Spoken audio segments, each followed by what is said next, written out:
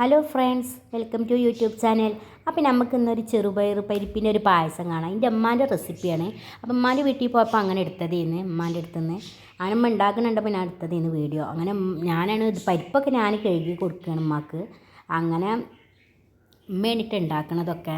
ഞാൻ വേഗം പരിപ്പൊക്കെ കഴുകി വെള്ളം ഇതാക്കാൻ വേണ്ടിയിട്ടോ അരിപ്പയിൽ ഊറ്റി വെച്ചിക്കണ്.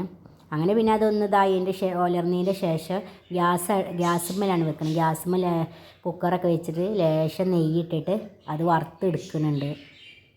അങ്ങനെ വറുത്തതിൻ്റെ ശേഷം പിന്നെ ഞങ്ങൾ തിളപ്പിച്ച വെള്ളം അവിടെ വെച്ചിക്കണ്. അങ്ങനെ അത് ഒഴിച്ച് കൊടുക്കുകയാണ്. തിളച്ച വെള്ളം അതിലേക്ക് ഒഴിച്ച് കൊടുത്തിട്ട് പിന്നെ 3 വിസിൽ അടുപ്പിച്ചങ്ങാണ്ട് ഞങ്ങൾ ഓഫാക്കുകയാണ്. അങ്ങനെ ഉമ്മ അതൊക്കെ റെഡിയാക്കുന്നുണ്ട്. അങ്ങനെ പിന്നെ അത് ഞങ്ങൾ അടുപ്പത്ത് വെച്ചങ്ങാണ്ട് പിന്നെ ഉമ്മ തേങ്ങ ചിരകി വെച്ചേക്കണ്.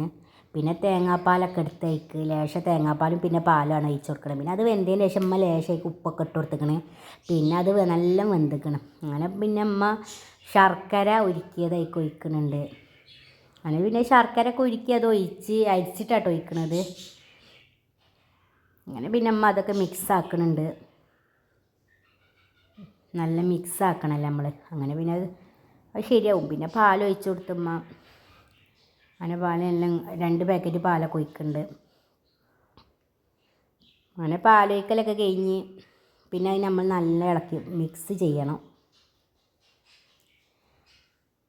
പിന്നെ അത് കഴിഞ്ഞിട്ട് ഉമ്മ തേങ്ങാപ്പാലൊക്കെ ഒഴിച്ചിട്ടാ. പിന്നെ നെയ്യിൽ ലേശം തേങ്ങാക്കൊത്തിട്ടുങ്ങാണ്ട് മൂപ്പിക്കുന്നുണ്ട്.